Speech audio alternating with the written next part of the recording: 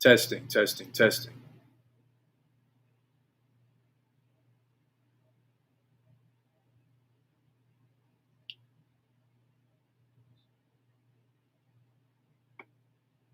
Come on, man.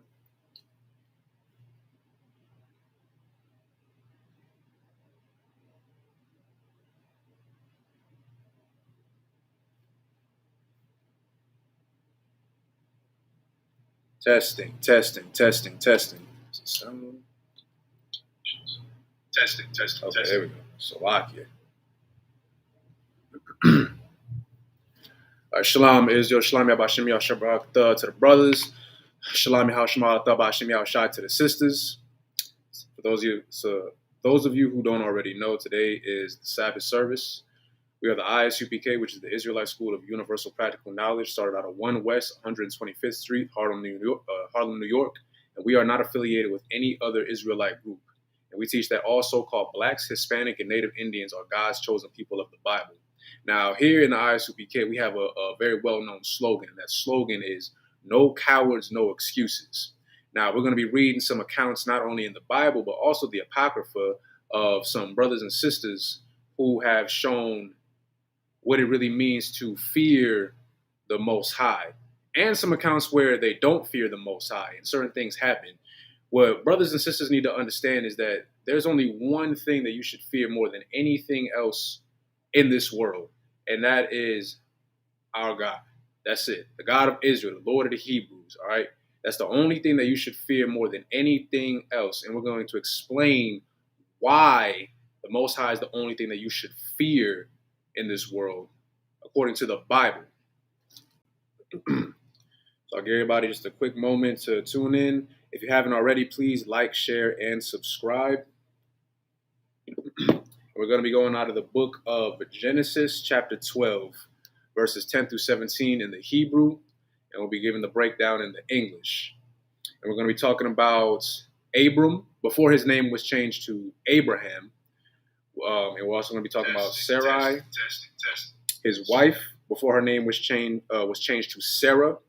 And we're also going to be talking about a sister who was so righteous that she actually got a section in the Apocrypha dedicated to her. And her name is Susannah, for those of y'all who don't know. We're going to be covering over a few things.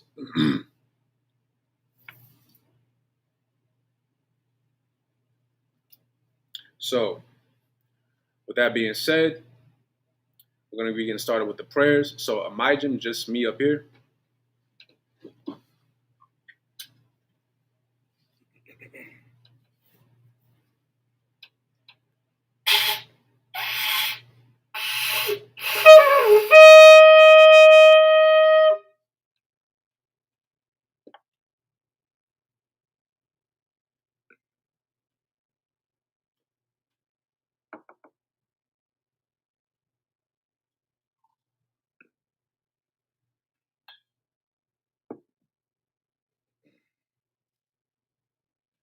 La Yasharala, which means to Israel in the Hebrew.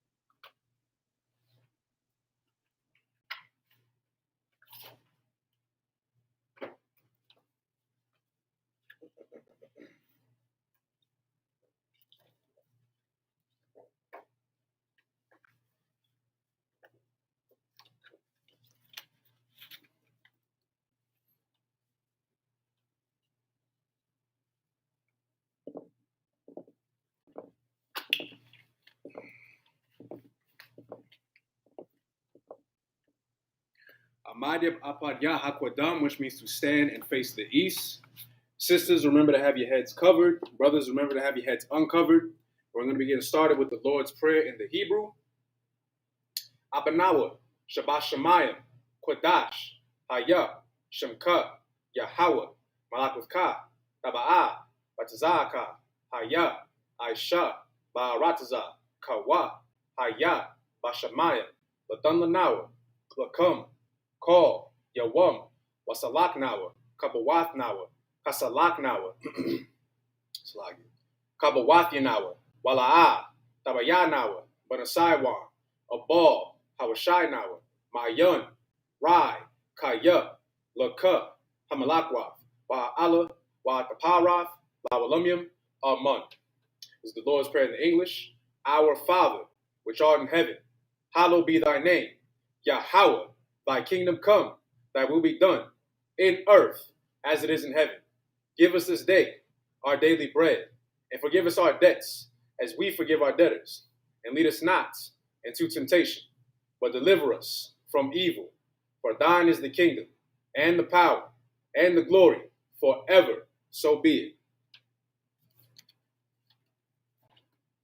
Hakak, which is the power in the Hebrew.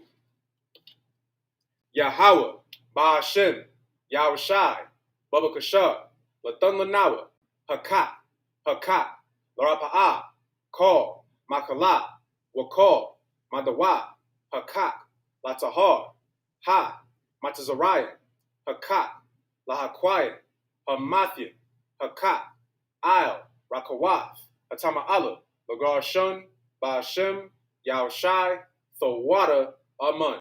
Now in the English, Yahweh, in the name of Yahushai, please give us the power to heal all manner of sickness and all manner of disease, the power to cleanse the lepers, the power to raise the dead, the power against unclean spirits, to cast them out in the name of Yahushai. Thank you.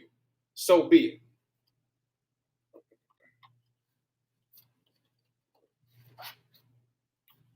The blessings in the Hebrew.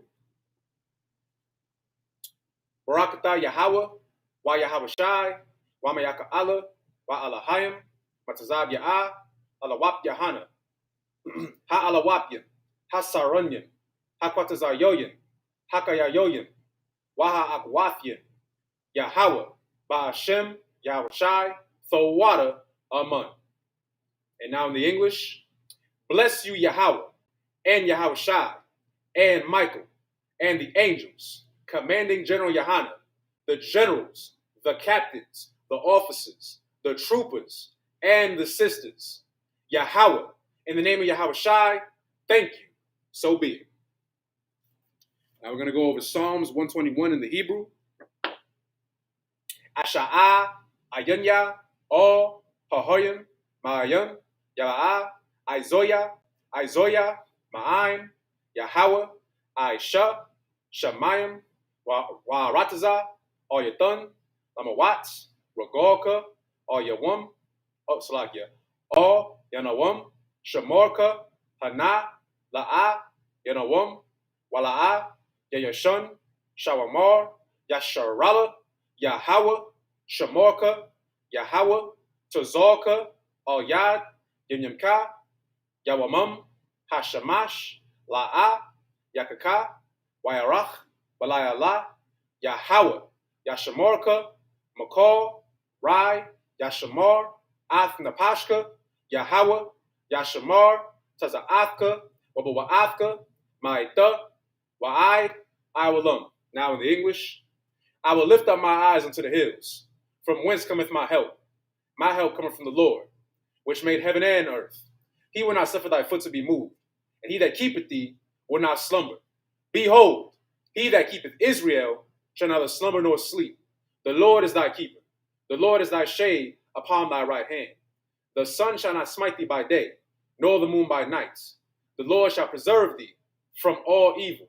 He shall preserve thy soul. The Lord shall preserve thy going out and thy coming in, from this time forth and even forevermore. Now Psalms 83 in the Hebrew. Alahayim, all, Damaya, Laka, all, Lakarash, Wa'al, Lashakwat, all, Kaya, Hana, Awayabyaka, Yahama, Yawan, Ra'ash, Al, Imaka, Ya'ayamwa, Sa'arda, Wa'ita, Yatazawa, Al, Tazapawanyaka, Amorwa, Lakawa, Wanakakidim, Magoya, Wala'a, Yazakar, Shum, Yasharala, Iwada, Kaya, Naitazawa, Laba, Yakadwa, Salakia, Al-Yaka, Baryath, Yakarathwa, Ahoya, Adawam, Wa, Yashama'alim, Mawa'aba, Wahagorium, Gabal, Waimawan, Waimalak, Palashath, Am Yeshabia, Tazawar, Gum, Ashawar, Nalawa, Aimum, Hayawa, Zarwai, Labunya, Lawat, Salah, Aisha, Lahum, Kamudyam, Kasaya, Sara'a, Kayubyan, Banakor, Koyashwan, Nashamanwa, Bayan, Dara'a, Hayawa, Dama, La'adama, Shayathamwa, Nada, Yamawa, Kairab, Wakaza Abba, Wakaza Bak, Wakatazor, Manai, Ko, Nasayakamwa, Ashar, Amorwa, Niarasha, Lanawa, Ath, Naawath, Alahayim, Alahaya, Shayathamwa, Kagogala, Kakwash, Lapunya, Rawaka'a, Ka'ash, Taba'ira, Ya'ira, Wa, Kalahaba, Dalahat, Pahorim, Kun, Daradatma, Basa'iraka, Wabasa, Wapathka, Dabahalam, Mala'a, Panyahum, Kwalawan, Waya, Bakwashwa, Shemka, Yahawa, Yabashwa, Waya, Bahawa, Ayai, Waya, Kaparwa, Waya, Abadwa, Waya, Dayawa, Kaya, Ada, Shemka, Yahawa, Labadka, Al-Yawan, Alcohol, Ha'aratazah. Now Psalms 83 in the English. Keep not thy silence, O God, and hold not thy peace, and be not still, O God. For lo, thine enemies make atonement, and they that hate thee have lifted up the head. They have taken crafty counsel against thy people, and consulted against thy hidden ones.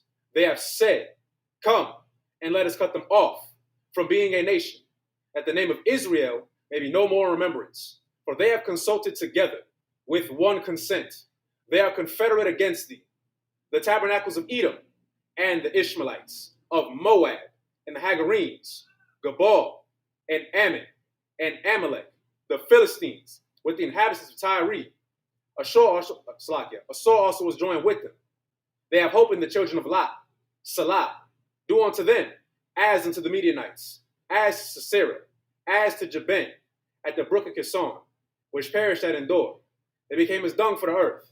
Make their nobles like Oreb, and like Zaid. Yea, all their princes as Zabah and as Zalmunna, who said, let us take to ourselves the houses of God in possession. O my God, make them like a will, as a stubble before the wind, as the fire burneth the wood, as the flame setteth the mountains on fire. So persecute them with thy tempest, and make them afraid with thy storm. Fill their faces with shame, that they may seek thy name. O Lord, let them be confounded and troubled forever. Yea, let them be put to shame and perish, that men may know that thou, whose name alone is Yahweh, art the most high over all the earth.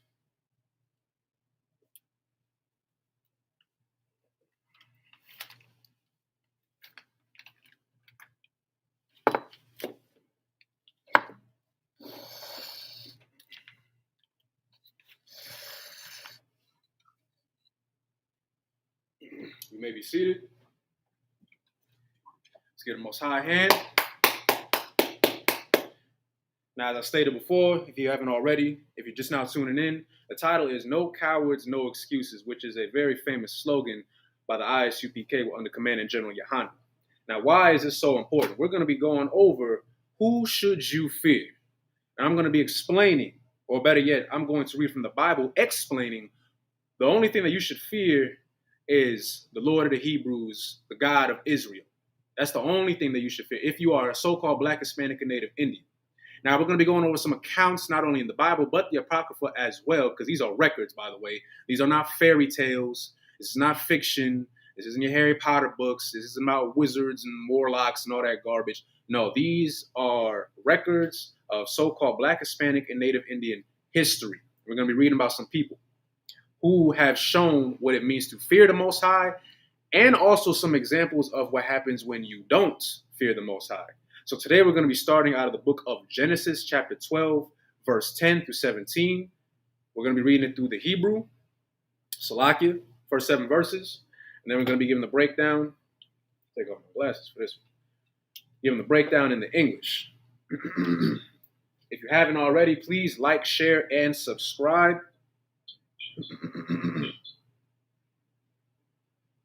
We'll be getting started. Make sure I got everybody tuned in.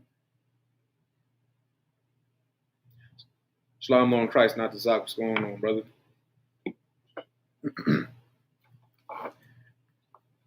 All right, bear with me, Israel. Testing. All right, so we're going to be reading out of the book of Genesis, chapter 12, verse 10, in the Hebrew.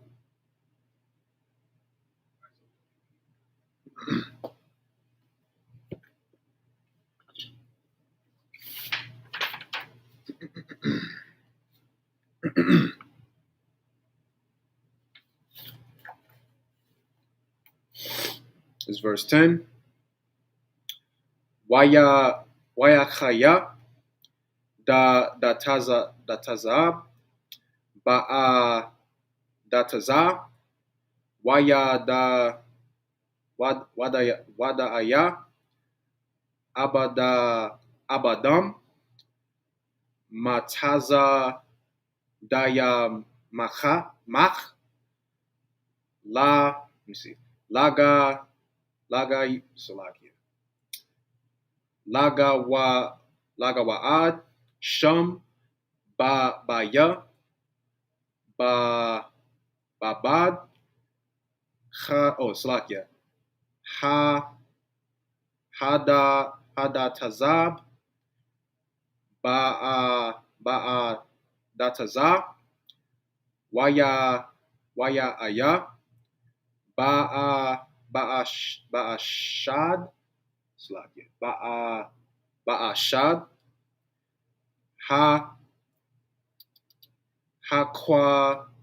hakwa da yab laba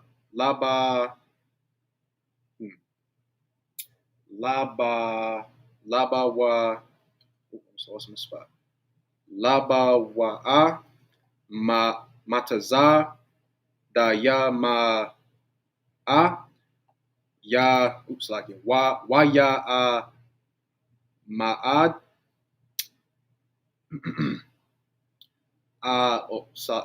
all shadaya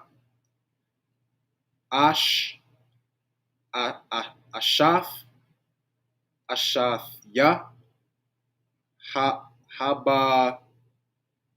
haba'a na'a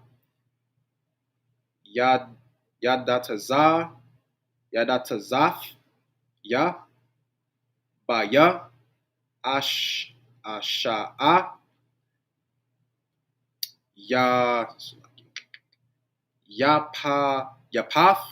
yapaf mada'a af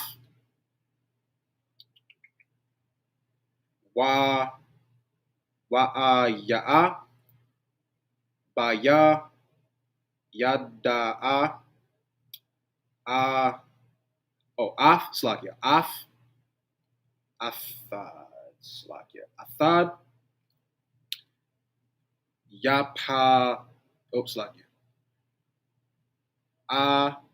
abataza dayab wa slakia wam slakia wa'a madaya ashaf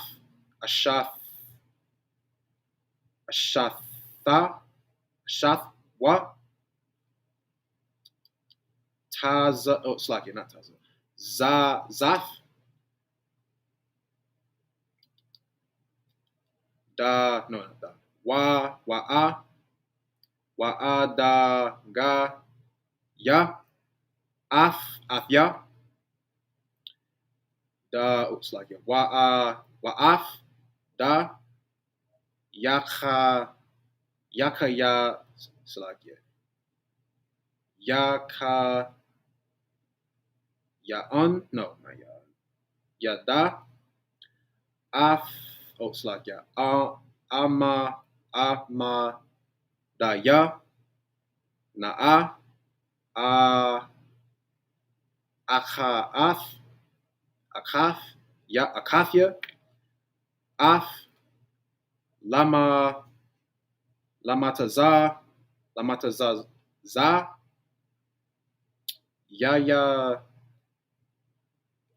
yayatab ya ma ba bataza ba wa daka waka ya af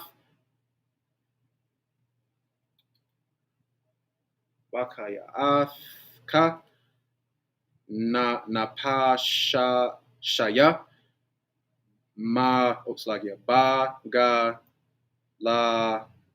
bagala la ka waya khaya ma bad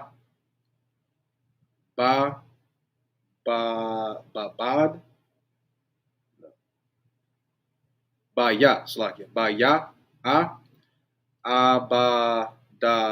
abadam mataza daya makha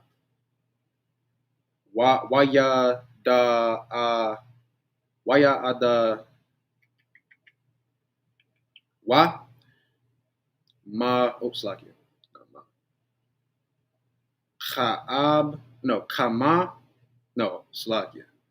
kama hamataza daya ma af ha sha'a baya yapa'a hada'a ma'ak waya ka atha shadaya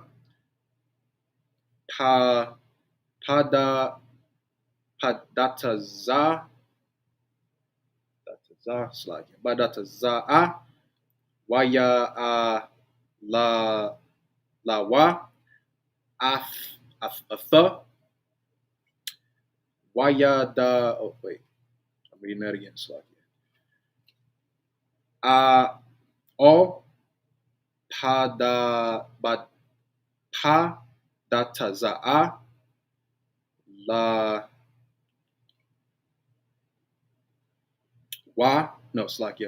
wa'af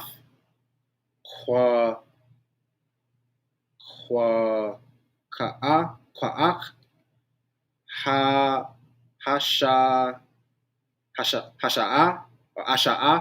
asha'a baya'af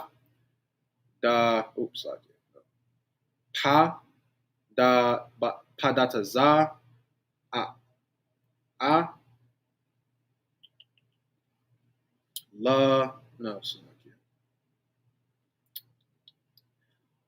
wala bada'am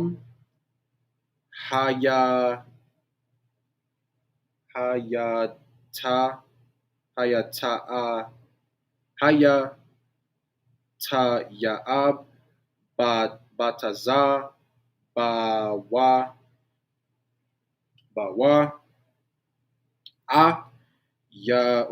waya aya lawata La Wataza Azah, the Wa, no, Slakia, Wa, Wa'ab, Wa'apa, Wa'apa'ada, Wa'ach,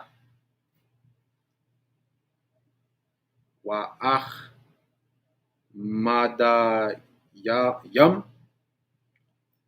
La Wataza, Bada Ya'am, Wa'ash, or Wa'ash Pa Ka'af, Wa'af, Wa'af,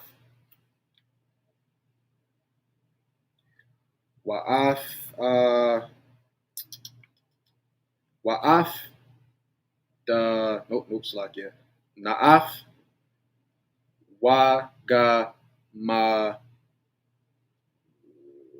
Laya'am. It's the last one. Wayana Gataza. Ya'a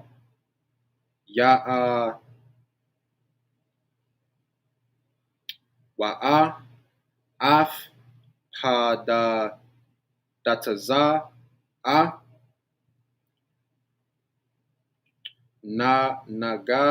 Nagataza Ya'am Ga da no Ga Ka La Ya'am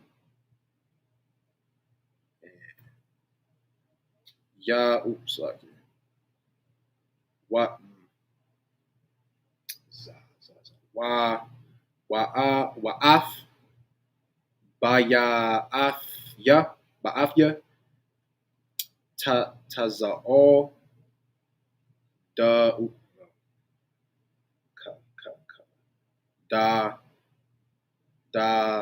Ba da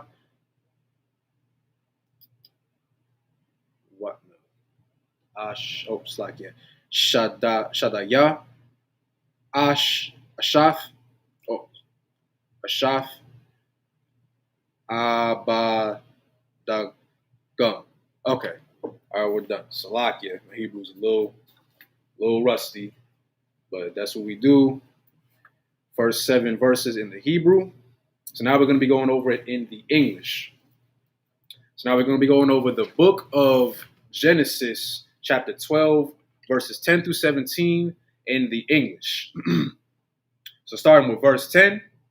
And there was a famine in the land, and Abram went down into Egypt to sojourn there, for the famine was grievous in the land. A quick recap.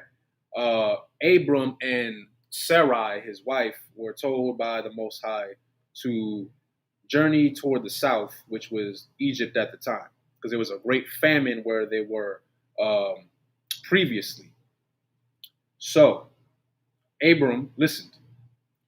And it came to pass when he was come near to enter into Egypt, that he said unto Sarai, his wife, Behold now, I know that art a fair woman. Fair meaning, she was a very beautiful woman. Or brothers today would say, she's, a bad sister, whatever, right? She was a very pretty sister. Woman to look upon. Therefore it shall come to pass, when the Egyptians shall see thee, that they shall see that this is his wife, and they will kill me, but they will save thee alive. So right here, Abram, whose name was later changed to Abraham, he was a very righteous man. Remember at one point the Lord referred to Abraham as his friend. And for those of y'all who don't know, a friend, according to the Bible, is an Israelite, not a heathen, not an African, not an Egyptian, Japanese, a Moabite, who are the so-called Chinese, and damn sure not Esau. No, none of them. You have to be an Israelite, a so-called Black, Hispanic, and Native Indian, and you have to follow the law, statutes, and commandments. Okay, and Abraham, later on his name gets changed. Right now it's just Abram. He did that so much that he was referred to as the friend of the Most High. You could read, I believe it's John 14 and 15, and you can also go to John 15 and 14, and it explains that. So we're going to continue. Now he was a great man. Don't get it twisted. This is the God of Abraham. Salakia. Just one moment. Salakia.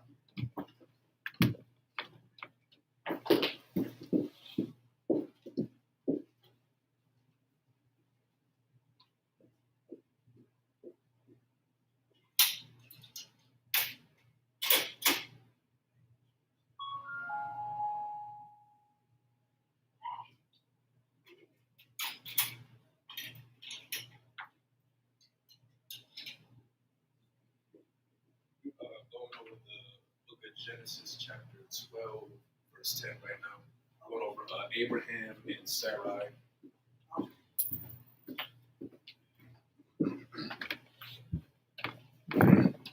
Salakia.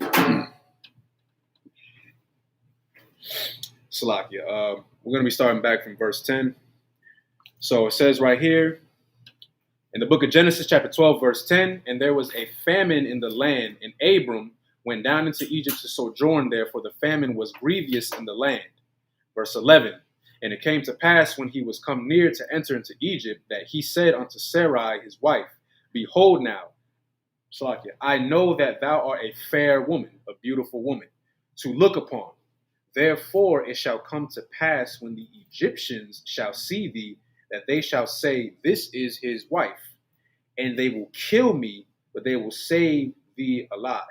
Now, even though I said before, and don't get it twisted, Abram or Abraham was an amazing brother, so much that the Lord made a great nation out of his lineage, Abraham, Isaac, and Jacob, right?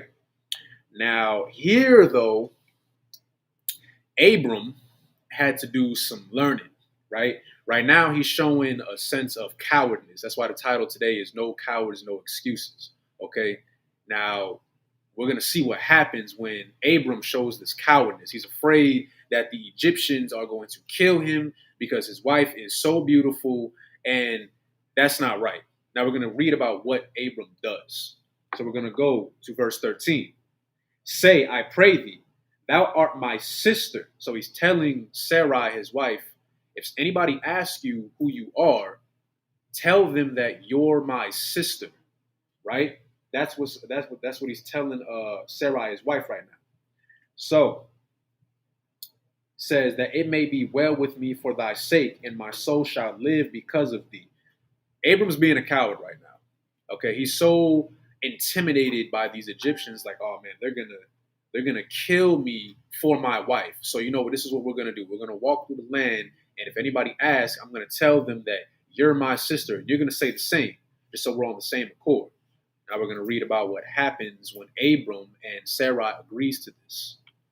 And it came to pass that when Abram was come into Egypt, the Egyptians beheld the woman that she was very fair. So as they're walking around, Abram called it, Sarai was a very beautiful woman, and the Egyptians, they're looking at her like, who is this? Because you gotta remember, they're not from the same nation. So, they probably never seen a woman that beautiful in their life. So the princes also of Pharaoh saw her and commended her before Pharaoh, and the woman was taken into Pharaoh's house. So they saw her, and because, they're going along with the plan, this is Sarai, my sister, not my wife, they pretty much like, oh, well, it's free game. She's not taken. You just walking around with her, so, we'll take her off your hands. Now, it says, and he entreated Abram well for her sake, meaning, he paid him off, right? And it says, and he had sheep and oxen and he-asses and men servants and maid servants and she-asses and camels. So he just gave him like a whole livestock and servants, men servants and maid servants. So he's like, hey, thank you for, this beautiful woman. You know what? Here you go. He's like paying, what's the word I'm looking for? What we would do in our custom, pay a dowry, right? That's what he was doing. Now, why is this wrong? Why is this wrong? Right here, so the princes of Pharaoh, right? They saw her. He lied, first and foremost, not supposed to lie. Abram lied and told them that this is my sister. So, of course, they're thinking it's free game, so they go after her. And you got to understand, Abram is not being opposed to any of this. You get my point? He's not being opposed to any of this. At no point did he say, oh, well, that's my wife. And Sarai, she's just going along with it. Like, oh, yeah, I'm his sister. What is happening? What is Abram doing to Sarai right now? There's a specific word that I'm looking for. If anybody could say it. I'll give you a hint. I might give it away, but it starts with the letter P.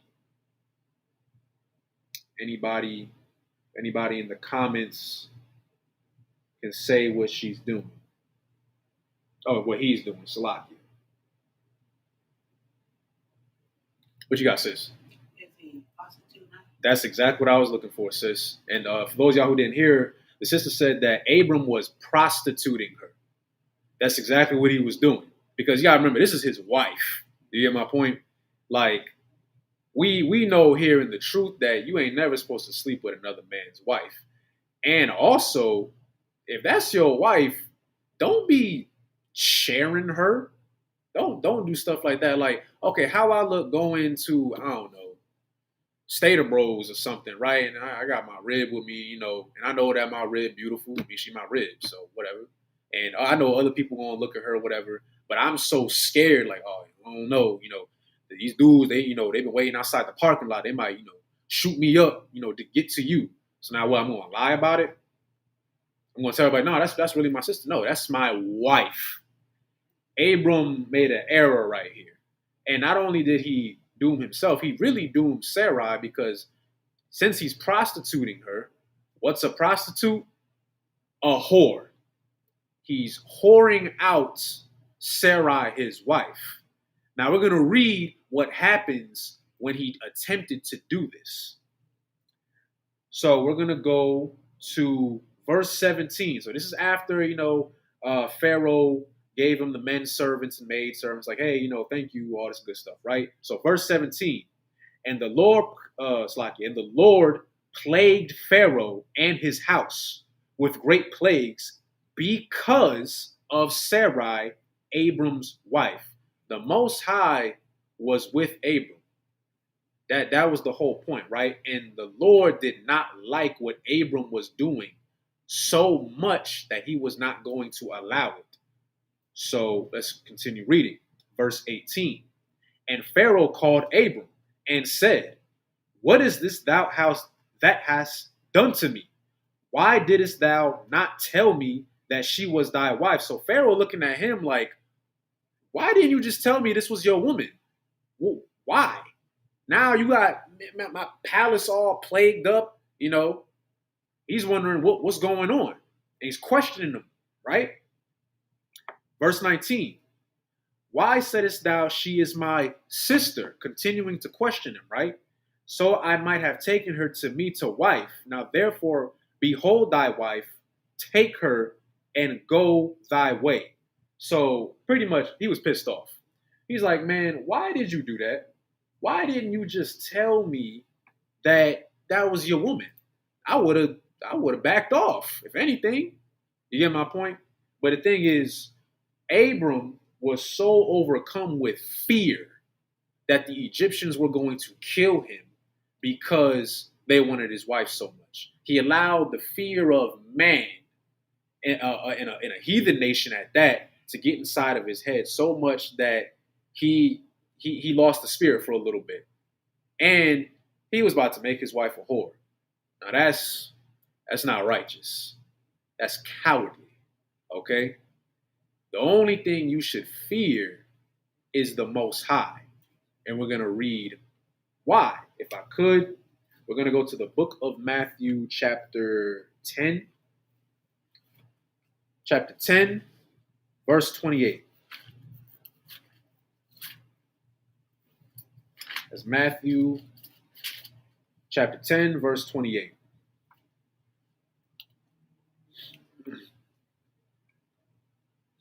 Just let me know when you get there, sis. Okay. Most High in Christ. So this is the book of Matthew, chapter 10, verse 28.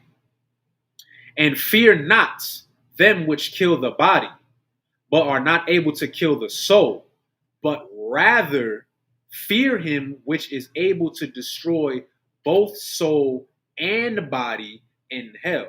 Meaning what? This is Christ talking, by the way. Meaning, you shouldn't fear man. Who was our oppressor? Esau, right? The Edomites, right? Now, a lot of times, brothers and sisters, I get it. We down and out, right? And we're afraid that, oh, if I don't do this, then my boss is gonna fire me, or oh, if I come into the truth, my wife gonna leave me, or yada yada yada, right? Christ right here is telling you you shouldn't be afraid of somebody that can kill your body, right? At one point, there were some brothers that were going to be killed because they didn't want to eat pork. And guess what? They still didn't eat pork. You get my point? Because they didn't fear man. They didn't fear their oppressors. They feared God more than anything else, right?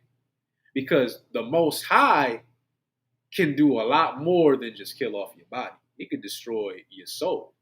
Because when we pass on, our soul goes back to the Most High, all right? The Most High is in charge of all that.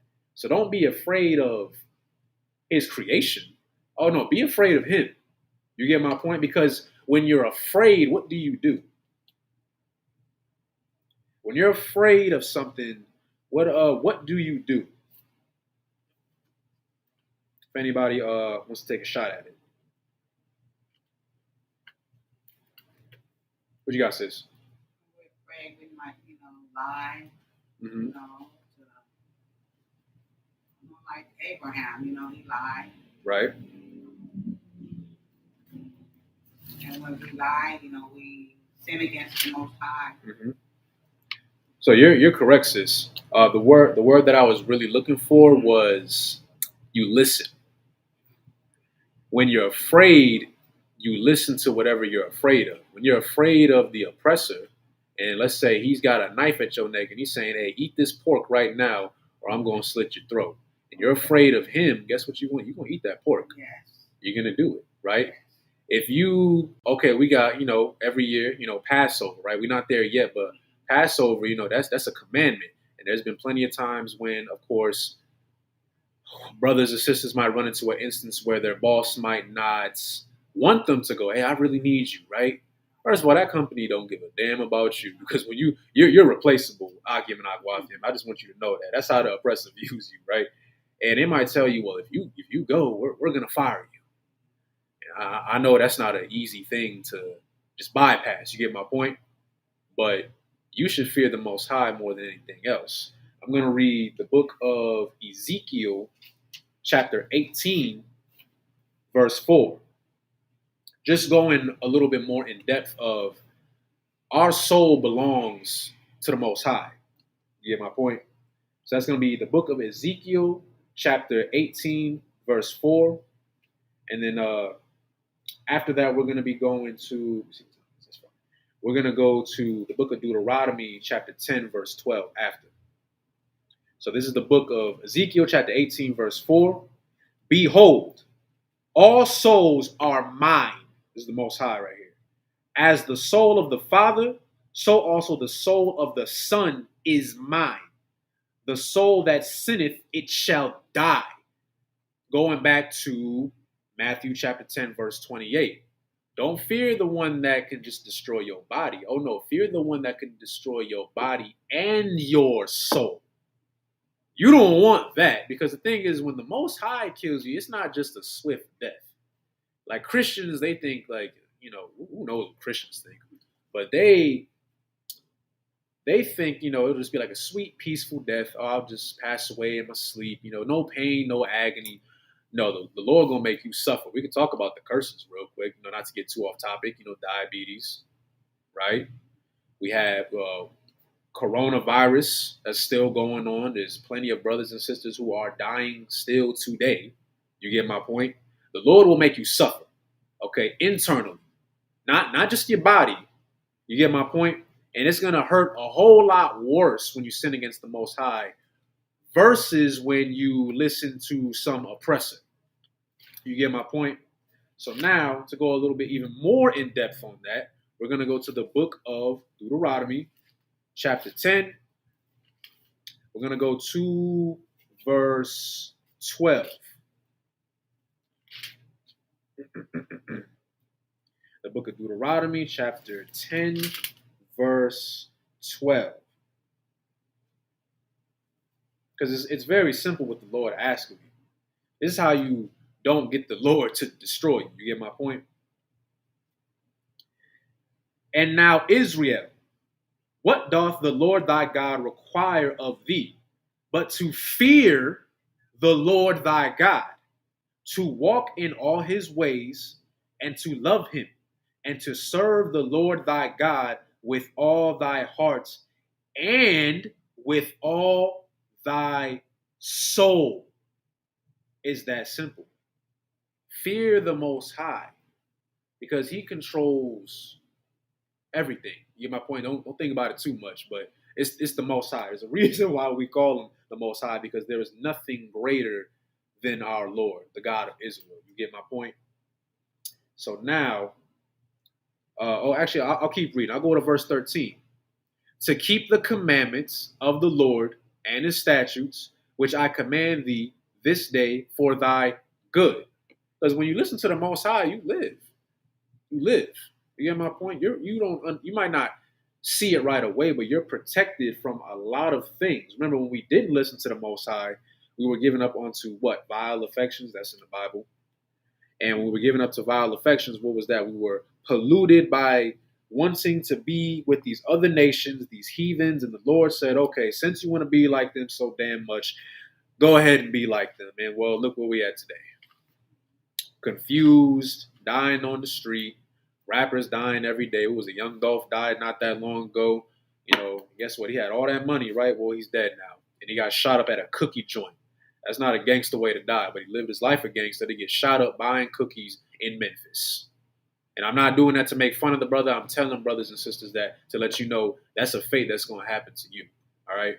Not just you, your mother, your father, your kids, kids, etc., etc.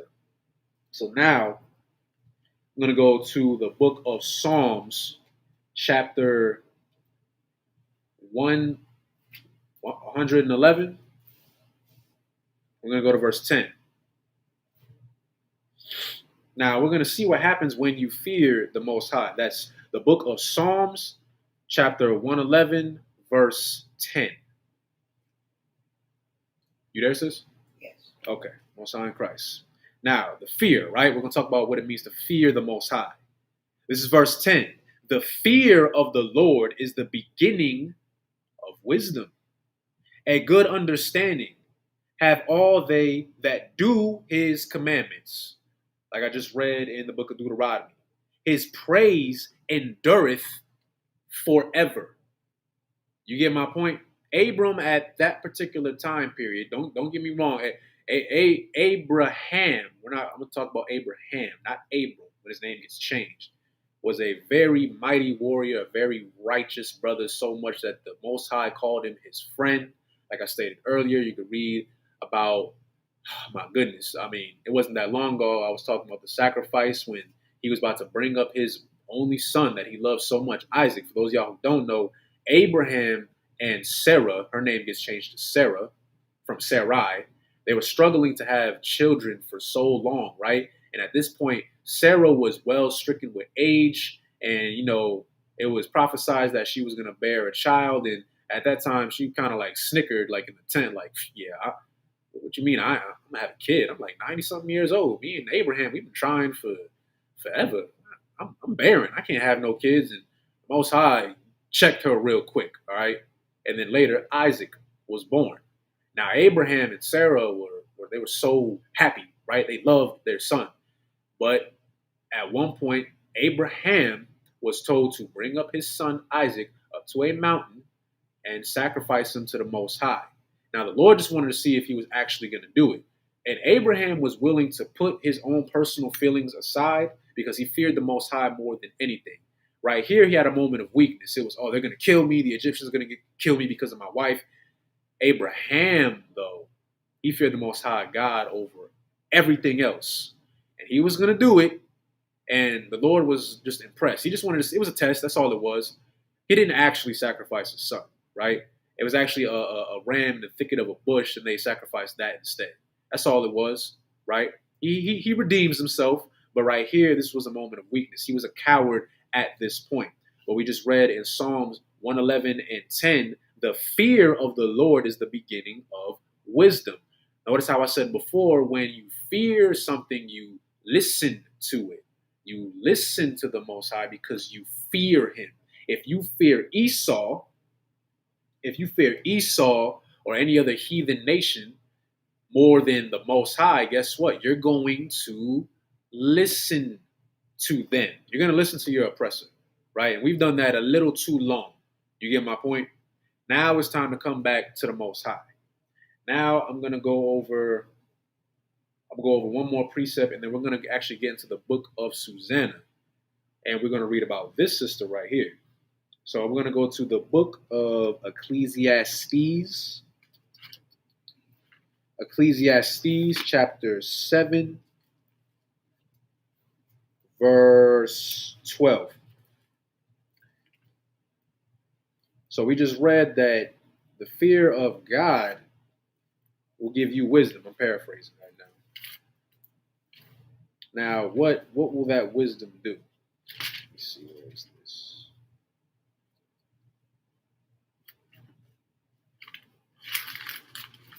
Ecclesiastes chapter 7, verse 12. And it says, for wisdom is a defense, and money is a defense, but the excellency of knowledge is that wisdom giveth life to them that have it. Notice how I said earlier, when you listen to the Most High and you follow the commandments that he gave to us, you live. It's that simple. The wisdom is a defense. The defense to not giving to the urge to smoke weed, to do cocaine, to become a prostitute, or have an OnlyFans account, which is just an internet prostitute. That's all it is, right? To not fear Esau, to not celebrate pagan holidays because your oppressor tells you to. Quick note, the same people, the same brothers and sisters who said screw Columbus Day are the same ones that just celebrated Thanksgiving. Let that sink in real quick. Why? Because they fear the oppressor more than anything else. That's all it is. Now, we just read what happens when you don't fear the Most High, right? The Lord, just a quick recap, was about to plague Pharaoh's whole house simply because Abram didn't want to tell the truth. He didn't want to man up at that time period. He was being a coward. There's no nice way of saying it. That is not a great example of what to be as a man of God, if you are a so-called Black, Hispanic, and Native Indian man. But now, we're going to read about a sister that was so righteous that she got a section in the Apocrypha written about her. We're going to read the history of Susannah in the Apocrypha. Should be on page 109, I believe. 109.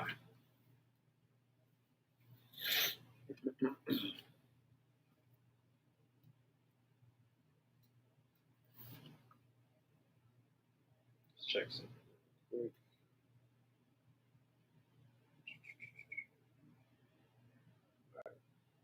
You there, sis? Yes. Okay, so now we're going to read about the history of Susannah. This is the history of Susannah in the Apocrypha. There dwelt a man in Babylon called I might butcher his name, Joachim. And he took a wife whose name was Susannah, the daughter of Celsius, a very fair woman, beautiful woman, right? Kind of like Sarai. And one that feared the Lord. Key word. Her parents also were righteous and taught their daughter according to the law of Moses. Now, Joachim was a great rich man and had a fair garden joining unto his house, and to him restored the Jews. This is talking about us, right? Because he was more honorable than all others. The same year were appointed 2 of the ancients of the people to be judges, such as the Lord spake of, that wickedness came from Babylon, from ancient judges who seemed to govern the people. So we're going to be reading about 2 wicked men and what they tried to do. These kept much at Joachim's house, and all that had any suits in law come unto them. Now, when the people departed away at noon, Susannah, his wife, went into her husband's garden to walk. And the two elders, these are the judges, the two elders saw her going in every day and walking, so that their lust was inflamed toward her.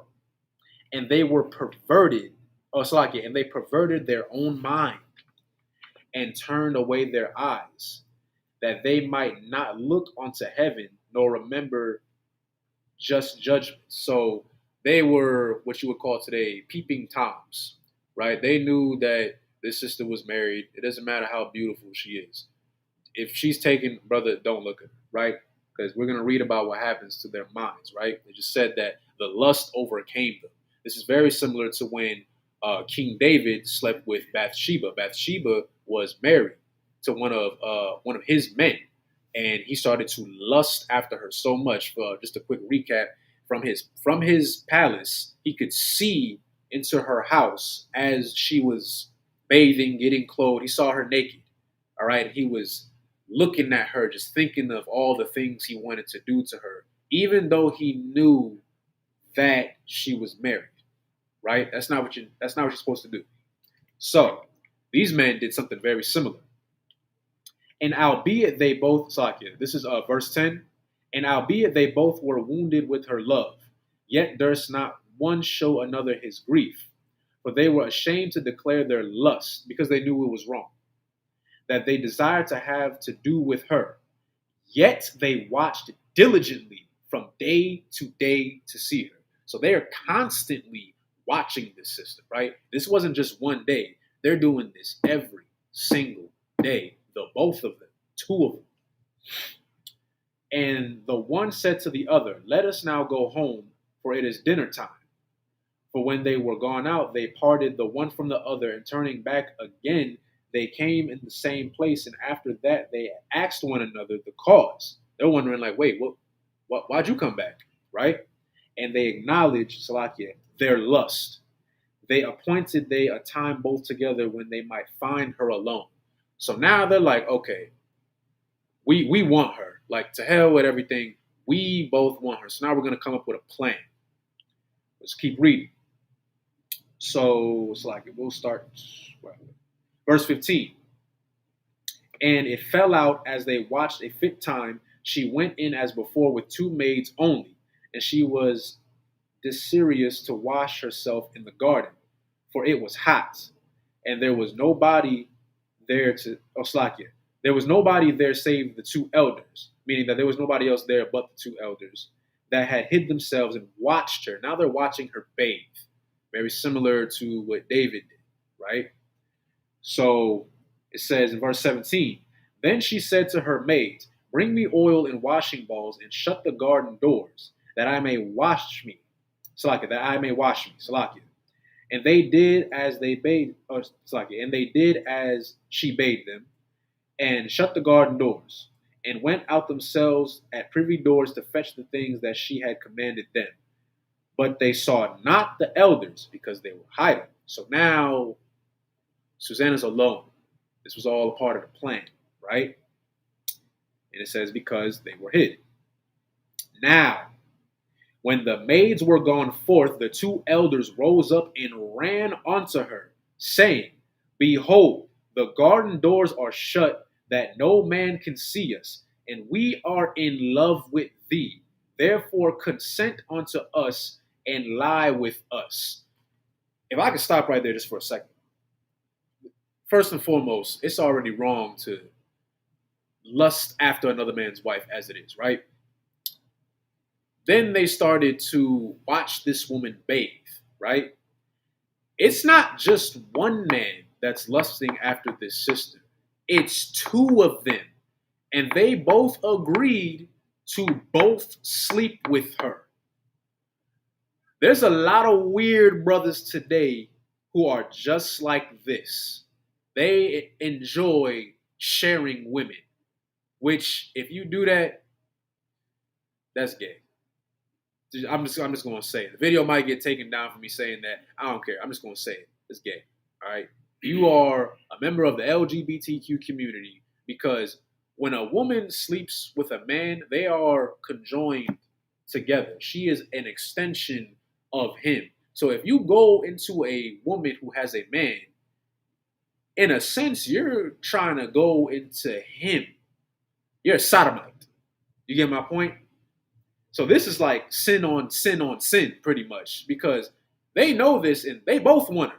They don't care. They're just like, we're so overcome with your beauty and we watched you bathe and all this stuff. They want her so bad that they are willing to commit this heinous act.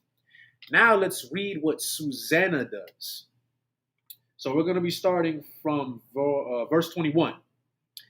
If thou wilt not, we will bear witness against thee. So they're telling her, if you don't agree to our terms, we're going to bear witness against you. We're going to lie about you, because you got to remember, these are judges at this point. And at this time period, you got to think it'll be her word versus theirs. And usually people are going to believe the judges, right? So they're threatening her. That a young man was with thee, and therefore thou didst send away thy maids from thee. So they're telling her, if you don't sleep with us, we're going to tell everybody that you sent your maids away because you got some secret little lover boy somewhere, right? That's what they're telling her. But then Susannah sighed and said, I am straitened on every side. For if I do this thing, it is death unto me. And if I do it not, I cannot escape your hands.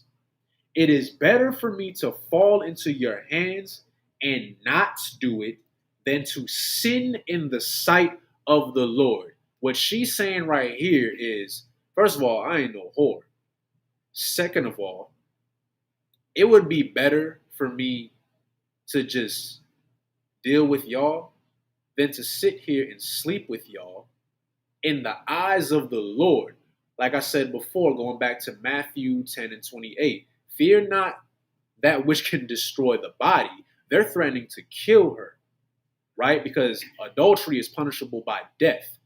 She's more concerned about what the Most High is seeing. Slide, just one moment. Okay. But that's what's happening, right? She feared the Most High more than anything else. She's not fearing these men. Now let's continue to read. Now it says, let's see. We'll read verse 23 again. It is better for me to fall into your hands and not do it than to sin in the sight of the Lord. Slide there. Lost my place for a minute. Sin in the sight of the Lord, which that Susannah cried with a loud voice, and the two elders cried out against her.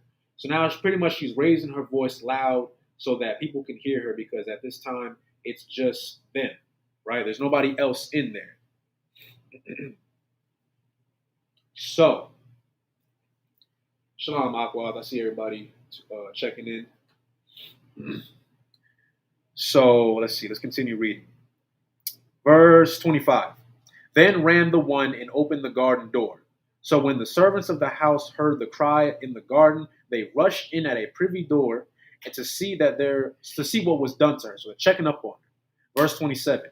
But when the elders had declared their matter, the servants were greatly ashamed, for there was never such a report made of Susannah. So pretty much what they said that they were going to do, they did it. They're lying about her. Like, oh, she was running off with some boy that wasn't her husband, and we caught her in the act. That's pretty much what they're saying right now, right?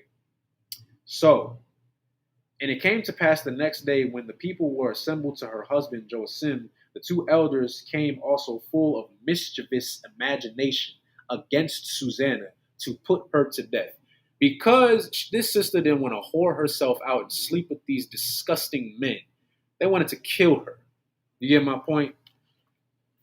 So, and said before the people, send for Susannah, the daughter of Ecclesiastes, Joachim's wife. And so they went. So she came with her father and mother, her children, and all her kindred, her family. Now Susannah was a very delicate woman and beauteous to behold. And these wicked men commanded to uncover her face, for she was covered, that they might be filled with her beauty. They still wanted to get one last look at her, pretty much. That's how perverted they were. Need I remind you, this is somebody's wife that they're doing this to. You get my point? Therefore her friends and all that saw her wept. Then the two elders stood up in the midst of the people and laid their hands upon her head. And she was weeping, and she weeping looked up toward heaven, for her heart trusted in the Lord. And the elders said, As we walked in the garden alone, this woman came in with two maids and shut the garden doors and sent the maids away. Then a young man who there was hid came unto her and lay with her. Then we that stood in the corner of the garden, seeing this wickedness, ran unto them. And when we saw them together, the man we could not hold, for he was stronger than we, and opened the door and leapt out. But having taken this woman, we asked who the young man was, but she would not tell us. These things do we testify. This is their story. All lies, by the way, as we just read, right? Then the assembly believed them because they were judges. These were men of status, men of power. Like I said earlier, it was their word versus hers, right? And to the public, it's like, well, why would the judges lie? They're the judges, right? We trust in them. But the Lord said previously in this that these were wicked men, all right? Liars, mischievous, okay? So it says, let's go to verse 41. Then the assembly believed them as those that were the elders and judges of the people, so they condemned her to death. Then Susannah cried out with a loud voice and said, O everlasting God, that knowest the secrets, and knowest all things before they be.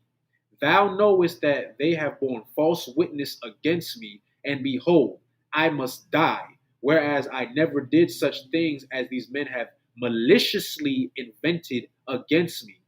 And the Lord heard her voice. I'm going to stop right there for one moment. There's a reason why the Lord heard her voice. She prayed. That's what Susannah just did, right? She prayed unto the Most High. I'm going to go to John 9 and 31 real quick. Because Israel, we pray all the time. There's brothers and sisters who are not in the truth who pray all the time, right? You think their prayers get answered?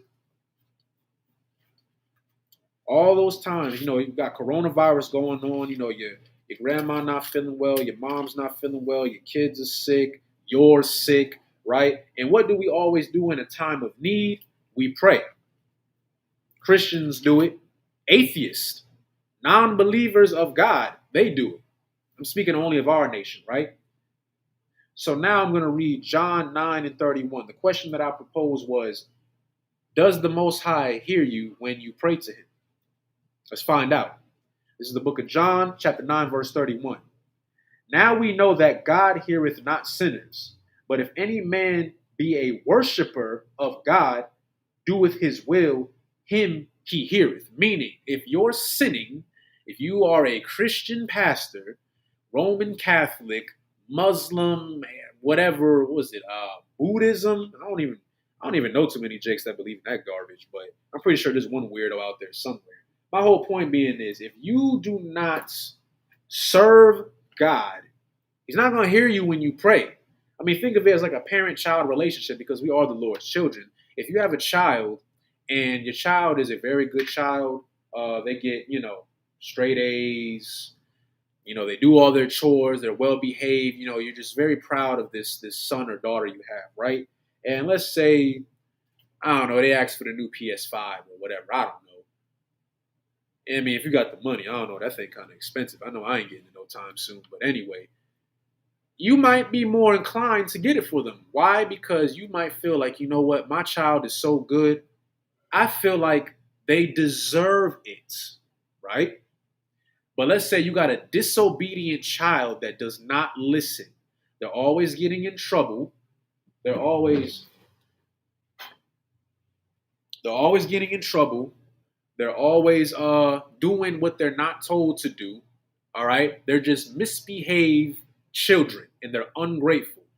And now they're asking for you to give them something.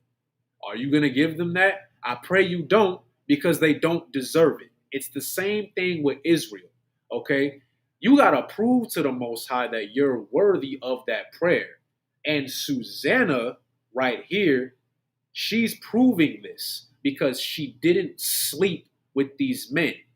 Even in the beginning, at the very first start, I'm going to go to verse 2, right? In the very beginning, it's describing Susannah. And it says, and he took a wife whose name was Susannah, the daughter of Celsius, a very fair woman, and one that feared the Lord.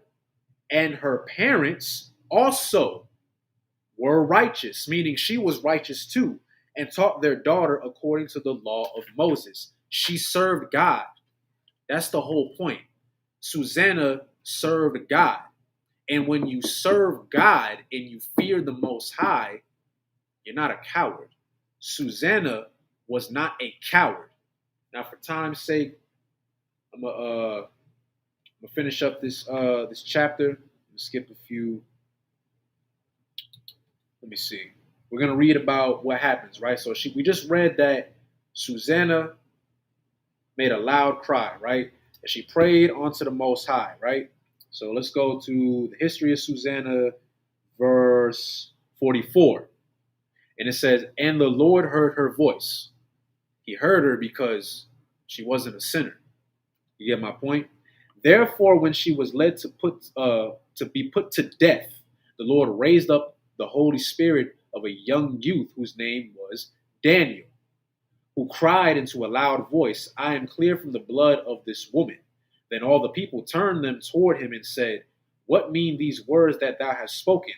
So he, standing in the midst of them, said, are ye such fools, ye sons of Israel, that without examination or knowledge of the truth, ye have condemned a daughter of Israel? Meaning, y'all just about to put her to death, but y'all ain't got no proof.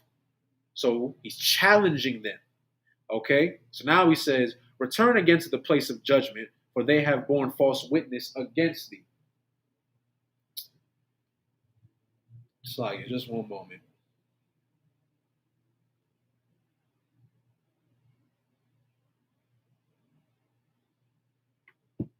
Salakia.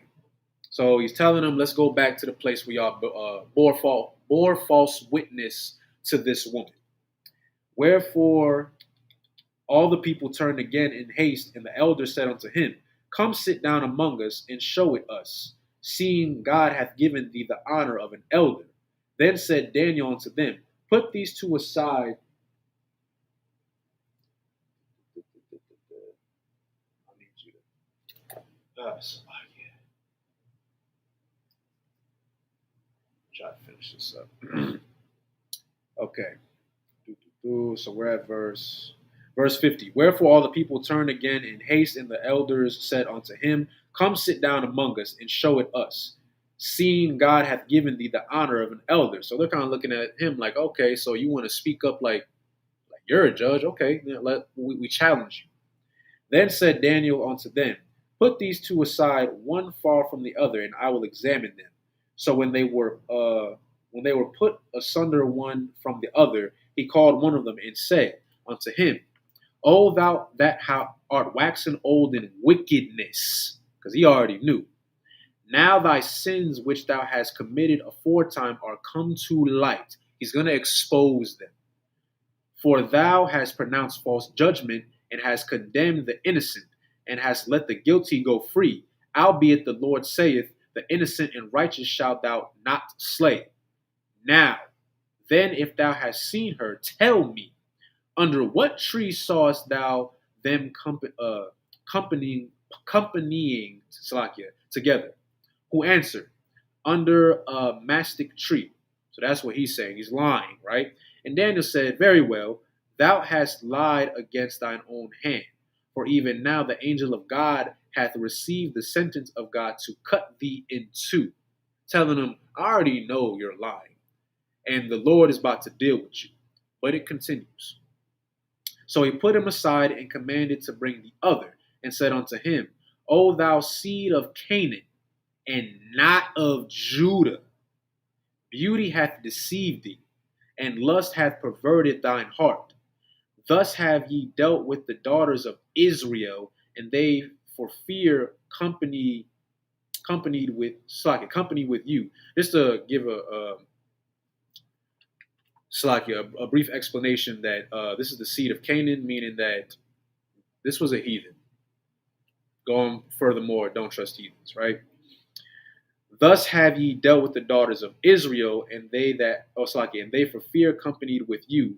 But the daughter of Judah would not abide your wickedness. Now therefore tell me, under what tree didst thou take them companying together? Who answered, under a home tree. They have two different answers. One said a mastic tree. The other said a home tree. But they were together, right? He caught them in the lie. So for the sake of time, we'll skip down. Let's see. I'm going to go to verse 62. And according to the law of Moses, they did unto them in such sort as they maliciously intended to do to their neighbor, and they put them to death. They died. Thus the innocent blood was saved that day. It's like the same day. Now, why was it that Susannah was able to get out of that situation? Because for one, she served the Most High. She feared the Most High. Okay? And she wasn't a coward when she was applied with pressure. Right there, most sisters today, I'll be honest, they'll fold. In the world, they'll fold. There's been plenty of times that, sister might be with a man, and then next thing you know, you see a man of some status, money, nice cars. I don't know if y'all ever seen it. It's like the YouTube, like prank videos. Some of them are staged, but some of them are actually true. And they'll do like what is it called? Like a loyalty test or something like that to see if your girl really loyal to you. And they'll go up to her, try to spit game at her or whatever. And then, it doesn't work, but then they pull up with a nice car and money. Or sometimes they'll just pull up with money. They'll be like, hey, can I take your girlfriend out for $5,000? And then when they keep saying no, they just keep upping the money. And then slowly you start to see the sister's face kind of be like, well, that's a lot of money. At the time, these were viewed as very powerful men. They were judges, men of power, of status. And a lot of times sisters fall victim to that. But they were wicked. And she was righteous. And she was straightened in every way. As she said, she's like, I'm not going to sleep with y'all. I got a husband. And then when they tried to lie about her, she cried out unto the Most High. And we read back in John 9:31 that the Lord doesn't hear sinners, but if you serve him, he's going to hear you. He heard her when she cried out loud and raised up a man in order to defend her, and they got dealt with, and she got to be with her husband, and her name was not tarnished. You get my point? So that's the whole point. Don't be a coward. Okay, don't fall victim to these heathens or anybody else. The only person that you should fear more than anything else is the God of Israel, our Lord. You understand? So with that, Salakia. So with that, before I close the class, you got any questions, sister? Or No. Okay. So with that, I'm gonna be closing the class. Make sure I got everything.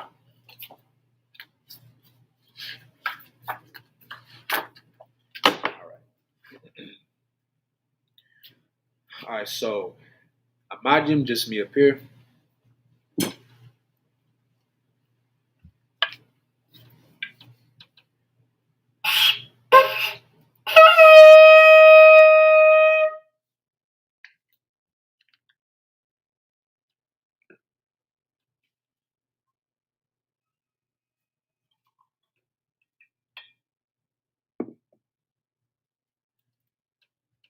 La Yasharala.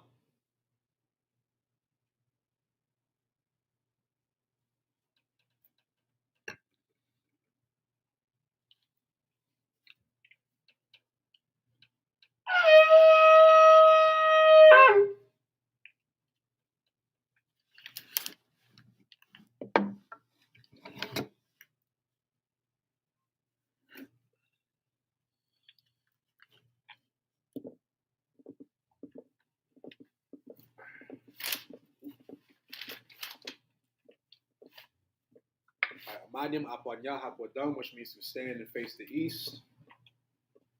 And we're going to be going over the Lord's Prayer in the Hebrew.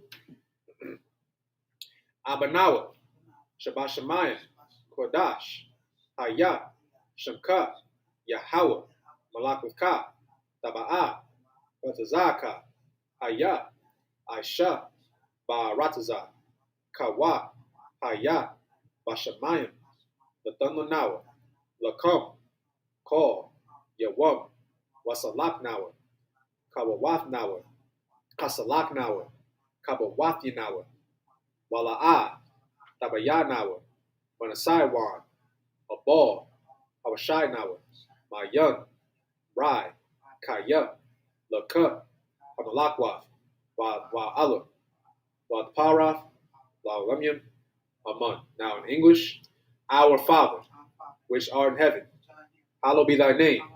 Yahweh, thy kingdom come, thy will be done in earth as it is in heaven. Give us this day our daily bread, and forgive us our debts as we forgive our debtors. And lead us not into temptation, but deliver us from evil. For thine is the kingdom, and the power, and the glory, forever. So be it. Hakak, which is the power in the Hebrew.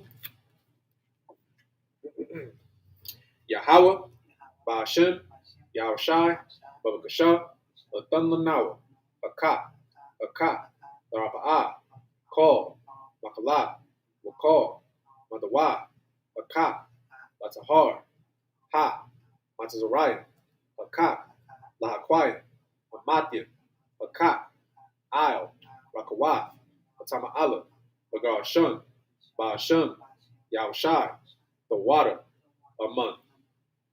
Now in the English, Yahweh, in the name of Yahushai, please give us the power to heal all manner of sickness and all manner of disease, the power to cleanse the lepers, the power to raise the dead, the power against unclean spirits, to cast them out in the name of Yahushai. Thank you. So be it. The blessings in the Hebrew, Barakatah Yahweh, Wa Yahushai, Wa Miyaka Allah, Wa Allahayim, Matazab Ya'ah, Alawat Yahana, Ha Alawapya, Ha Sarunyan, Ha Kwatazayoyan, Hakayayoyan, Waha Akwathya, Yahweh, Ba'ashem, Yahushai, the water, Aman. Now in the English, bless you, Yahweh, and Yahushai, and Michael, and the angels, commanding General Yahana, the generals, the captains, the officers, the troopers, and the sisters, Yahweh, in the name of Yahushai. Thank you. So be it. Psalms 121 in the Hebrew. Asha'ah, Ayanya, All, Haharyim, Ma'ayan, Yaba'ah, Izoya, Ma'aim, Yahweh, Aisha, Shemayim, Wa'arataza, All, Yathan, Amawat, Wagalka, All, Yanawam, Shemorka, Hana, La'ah, Yanawam, Wala'ah, Yayashan, Shawamar, Yasharala, Yahweh, Shemorka, Yahweh, Tazalka, Aryad, Yamimka, Yawawam, Hashamash, La'ah, Yakaka, Wairach, Walayala, Yahweh, Yashamorka, Wakal, Rai, Yashamar, Athnapashka, Yahweh, Yashamar, Azafka, Overafka, Maida, Wa'id, Awalam. Now in the English, I will lift up my eyes unto the hills. From whence cometh my help? My help cometh from the Lord, which made heaven and earth. He will not suffer thy foot to be moved. He that keepeth thee will not slumber. Behold, he that keepeth Israel shall neither slumber nor sleep. The Lord is thy keeper. The Lord is thy shade upon thy right hand. The sun shall not smite thee by day, nor the moon by night. The Lord shall preserve thee from all evil. He shall preserve thy soul. The Lord shall preserve thy going out and thy coming in, from this time forth and even forevermore. Psalms 83 in the Hebrew.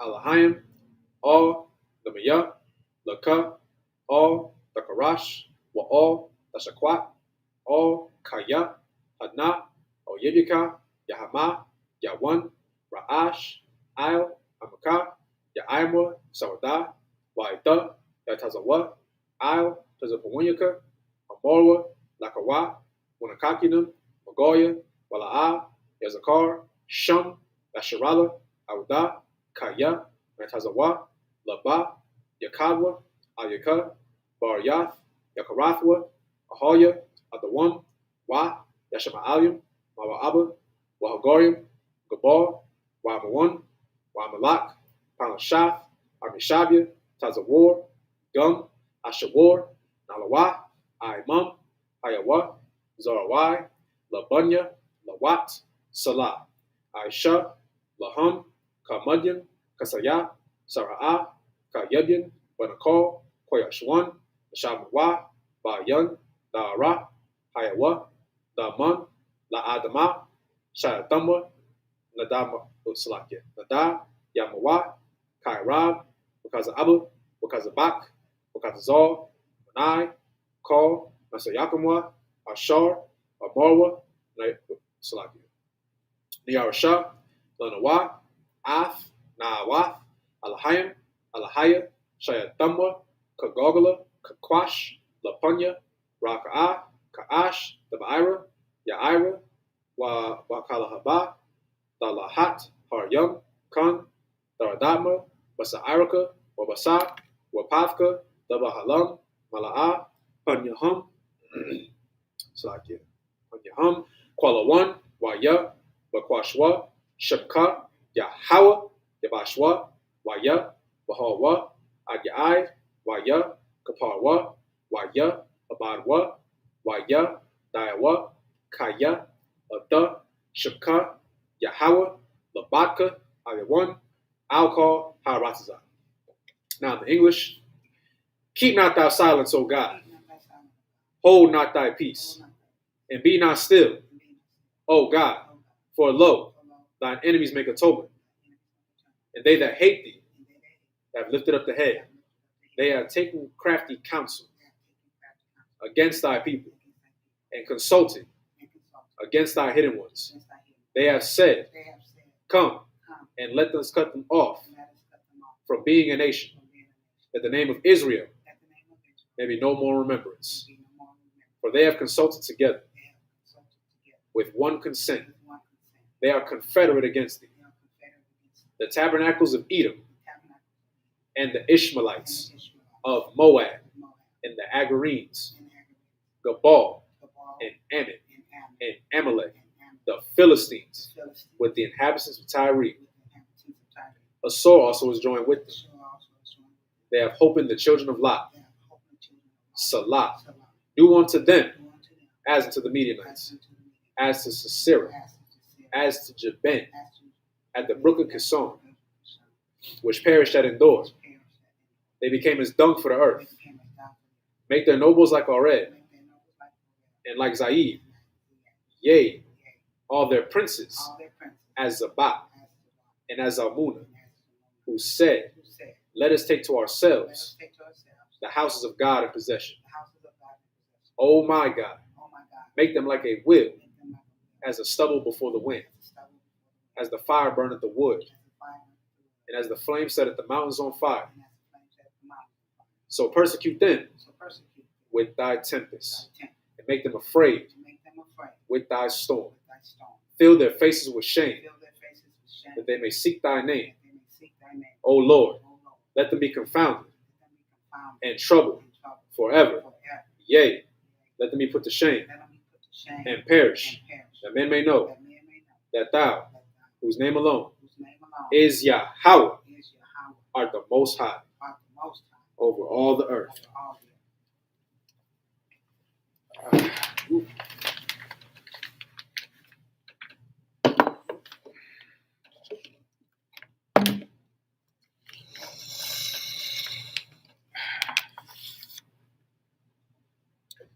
Yajimata class dismissed. Shalom, Israel.